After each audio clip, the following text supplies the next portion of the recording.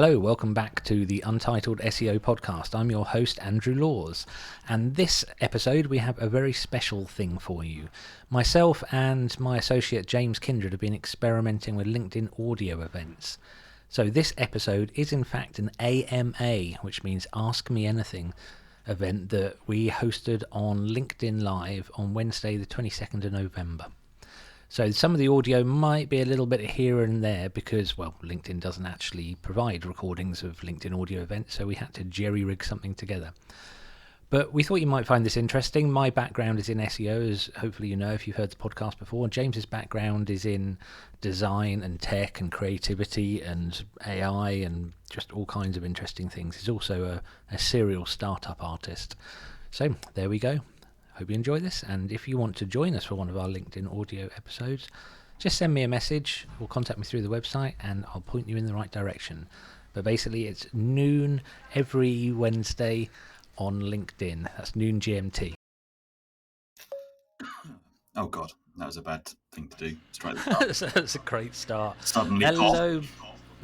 Hello, this is the AMA, the Ask Me Anything, or Ask Us Anything, with me, your host, Andrew Laws, who has a container being unloaded outside his office window, if you can hear that, and the marvellous James Kindred. So we have a listener. Hello, Becky. Do you have anything you'd like to type in to the chat? Oh, Johnny Simon's turned up, so we're just waiting for our first question.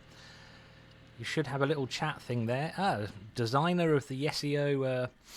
corporate ID, Jack Hagley, has joined us from Rotterdam. So we need somebody to ask a question. Harley Pierre, hello, how are you? Right, Becky has put her hand up and I'm going to click allow to speak. Right, can you hear me now? Yes. Hey, we can. Oh. Congratulations. This is very exciting. You're the first person to speak to us. Okay. Hello, caller. Yeah, I think we are at the bleeding edge of LinkedIn audio here. James and I, this is the only second time we've done it. So Becky, you have helped us discover something quite important, so it would appear people can't chat. Now, while we've got you and you're being incredibly helpful, would you like just to have a go at a question? It doesn't have to be about AI or SEO or anything. It can be anything you like at all, and this could be quite scary but fun.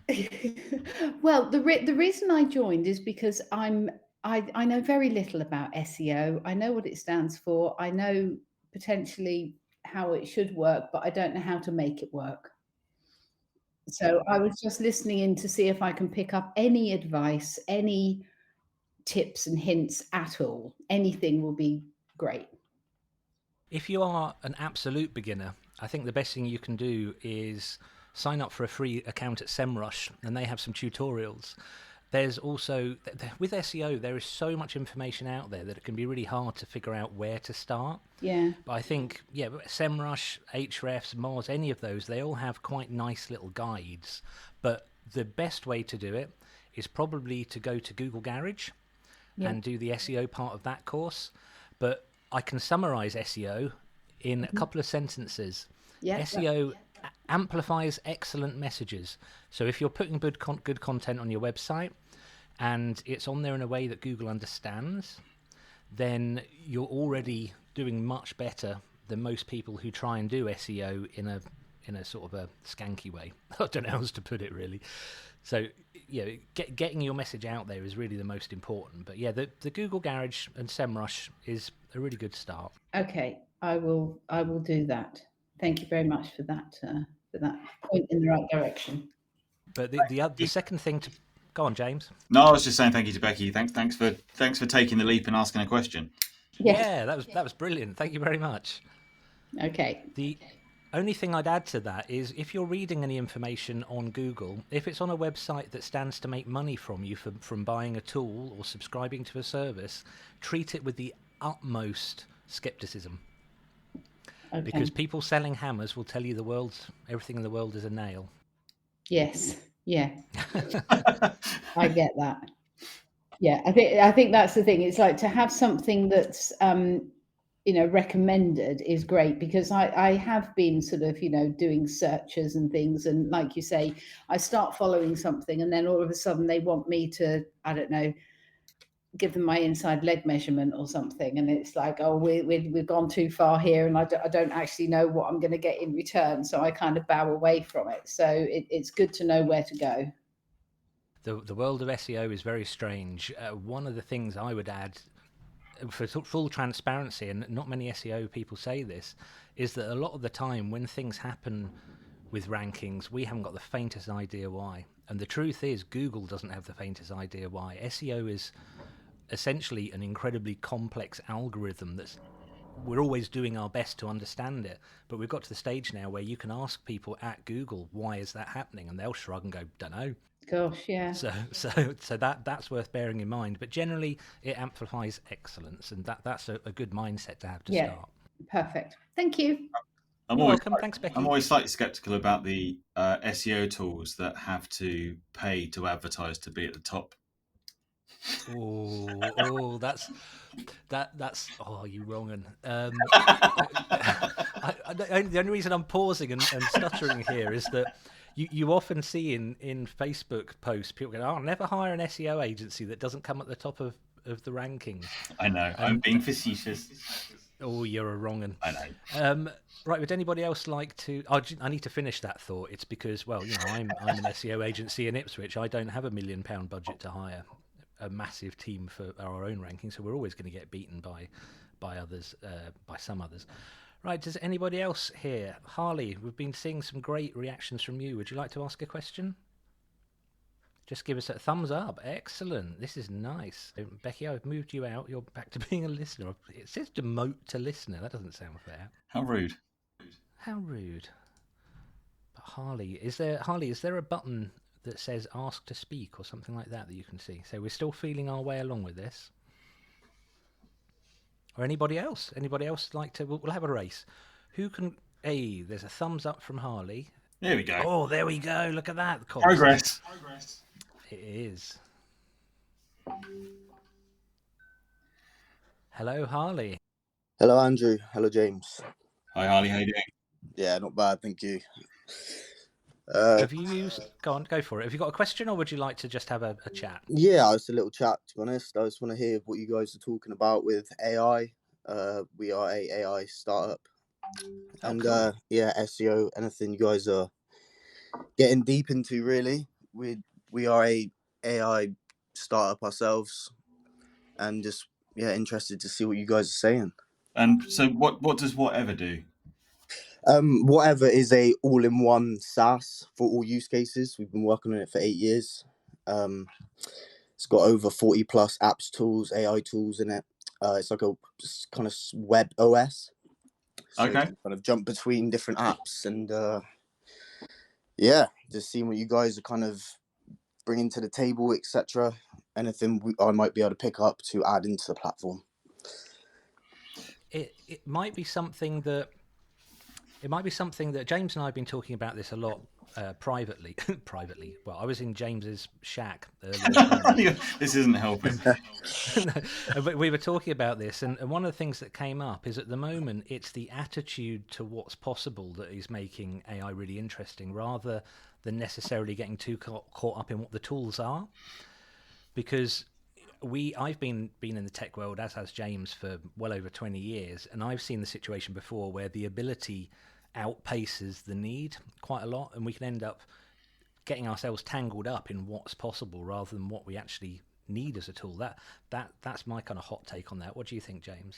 Yeah, I think it's the thing we were discussing earlier is that it's the inputs and the outputs is that, and I don't know, Harley, if your platform can kind of guide this sort of thing, but I always find that you can ask AI to do pretty much anything to an extent, even down to the point of writing code for you and that sort of thing. But the fundamental thing is you have to understand the importance of the quality of the question, and you have to be able to interpret the quality and the usefulness of the output.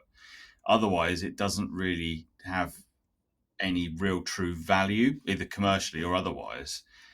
And that's when you get to the point of that AI is being used to put pictures on mugs on Etsy. But that's not moving anything forward, and people aren't necessarily understanding what the audience is, what the space is, what the actual problem is, or being able to interpret the output.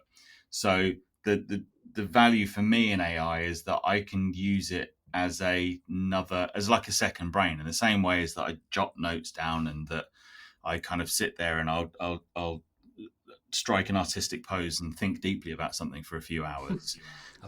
I can use AI to throw some questions out there that I'm considering myself, and I can interpret the answer and know what to do with it. But otherwise, you're just kind of screaming into the void a little bit if you don't understand what you're asking or what the answer is. No, I completely understand that. I agree with that completely. Like, even with kind of trying to push forward AI in a like that unique kind of, you know what I mean, being unique on the forefront of the AI and its tech.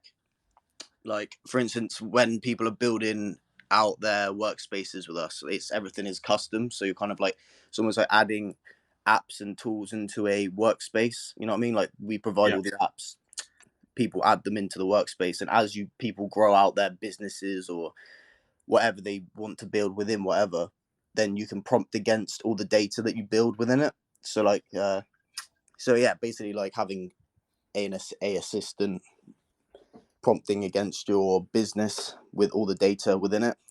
So like that's kind of a use case which we provide, which is unique. But like you said, it's just listening for what people are doing and trying to get the best out of it, you know.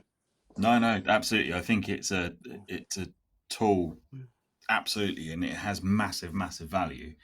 And I think people will approach the opportunities and the perceived risks with AI in lots of different ways, but at exactly the same time as, you know, from my background, I've been a graphic designer for 25 years. And when I started, people were still pessimistic about what desktop publishing was and whether it would actually have any value. And there were people in the corner kind of grumbling using spray mount and scalpels and pasteboards. Those sort of situations. It's exactly the same with AI as it was with a monk having walked in the 16th century, having just completed an amazing, unique piece of work, to see a guy stood there using a printing press. No, It's exactly the same. It's exactly the same approach. And depending on when you're born and which way you're looking when that comes in, is how you kind of interpret it and how you see it as a commercial benefit. No, most definitely. Do you guys use AI then for SEO? Not for, I don't. I'm not in SEO myself. I'm a graphic designer and a kind of brand builder. I use AI kind of differently for just my own thinking, really. More mid-journey type stuff in, you know what I mean, like editing, etc. If you use AI, We do use AI at the SEO, and we are very much an SEO agency. The way we're viewing it at the moment is we're exploring it, I think would be the best way. We use it for things like analyzing large amounts of data. We anonymize data and then chuck it in ChatGPT, although, you know, that's just belt and braces kind of safety, really.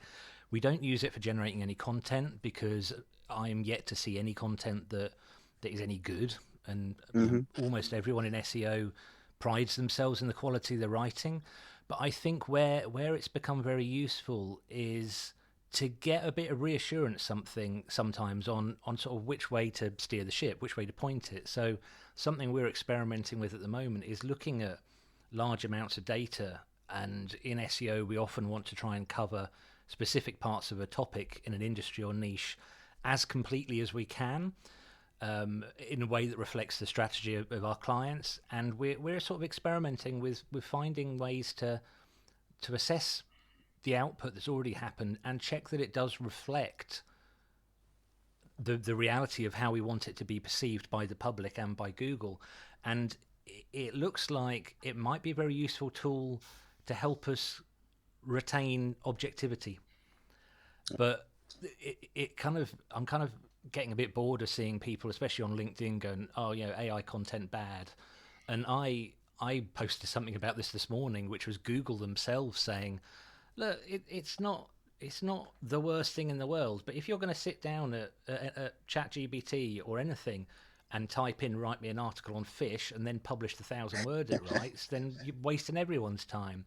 But if you've written an article structure for a 1,000-word article, it depends what you mean on AI, because some of SEMrush is claiming it's AI. So one of the things that we like in there is the SEMrush tool, which goes out and looks at what is actually ranking and diagnoses and breaks down what that content is. So to give you a use scenario, if we're going to write a content, and this isn't solid gold every single time at the moment, we're experimenting, we'll say, right, hey chap, this is our content layout, this is the subject we want to cover, and then we write really long prompts. At the moment, like, long prompts are absolutely where it's at. We'll say, look, have a look at this, is there anything we've missed? And that's using AI in a way that we would use a colleague sat across a desk.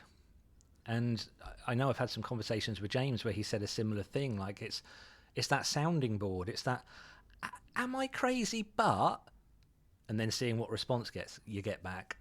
Harvesting, and it knows about loads of stuff, but it can only prompt against a certain amount, the word count.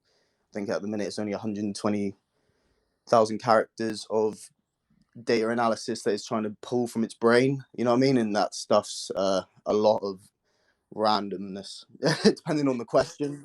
And it is, to use your tractor analogy even further, it is sorting the wheat from the chaff.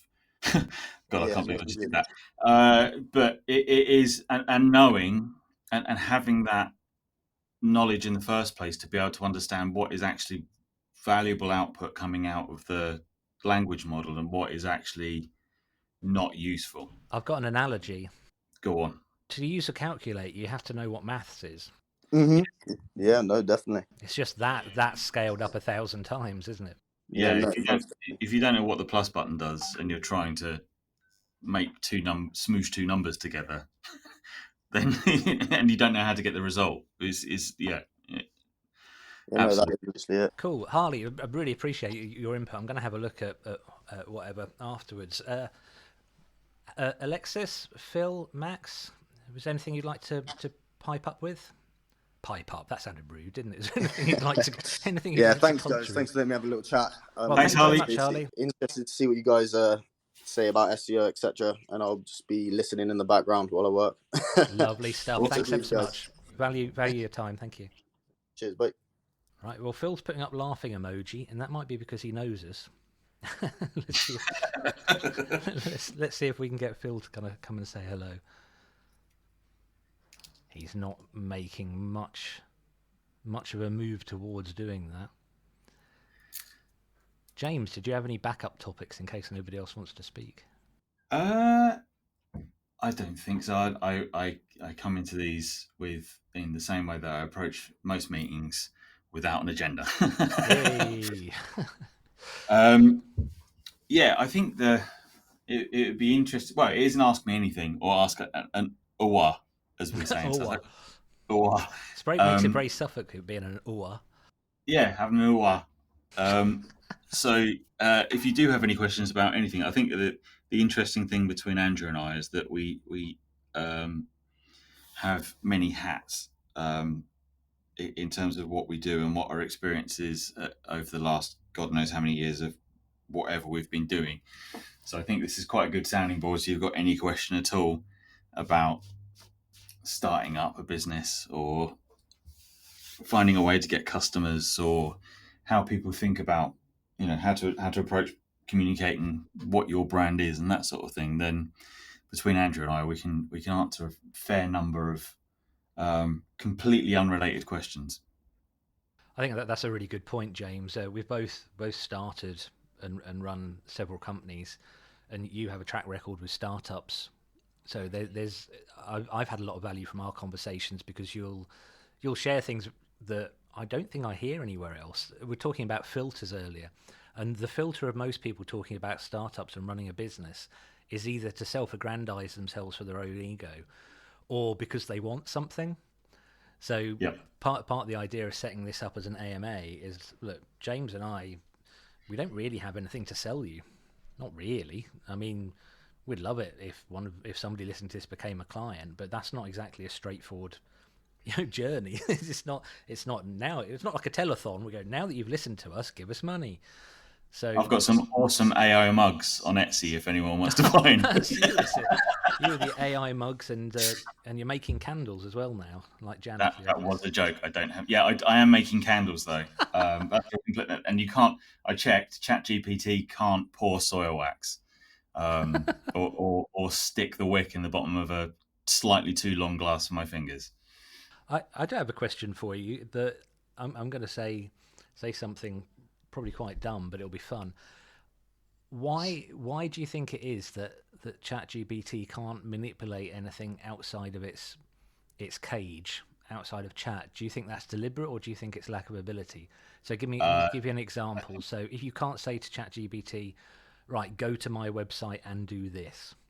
Yeah, I mean, it's by design, I think, because you run the risk with, and there is that kind of, to the nth degree that it's sudden. Some people think it's suddenly going to go Avengers: Age of Ultron, and there'll be robots everywhere, or Terminator, and they're kind of basing artificial intelligence off movie tropes. Then there is, that's going too far. But at the same time, bad actors with an AI that was completely connected to the internet, and even things like Bing's AI model and that sort of thing. There's guardrails on what they do. You can ask it a question, you can't get it to do something, and that's connected to real-time data. Conversely, ChatGPT isn't directly connected to the internet. You can get add-ons that it will go off and find stuff for you, but I think that it's purely by design, because what they don't want to happen is it won't become self-aware. That's not a thing.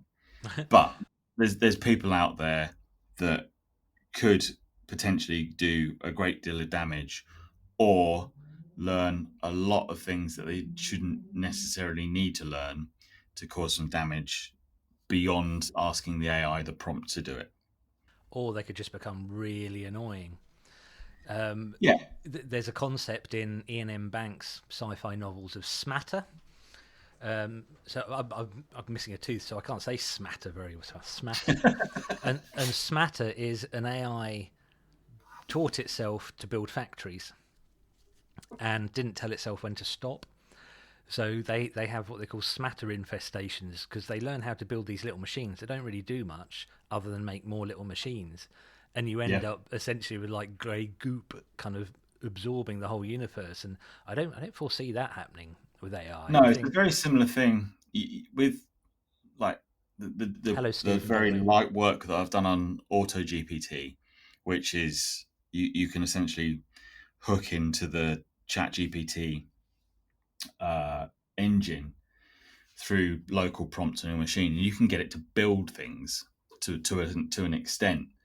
But again, is the stuff that I've done, I know Matt's done with your guys there, is that it can build a lot of nonsense, and it can build stuff that it doesn't need to build, and it can also create its own workers within this system. So you can kind of set it jobs, and you can set a budget on how much load you want it to do.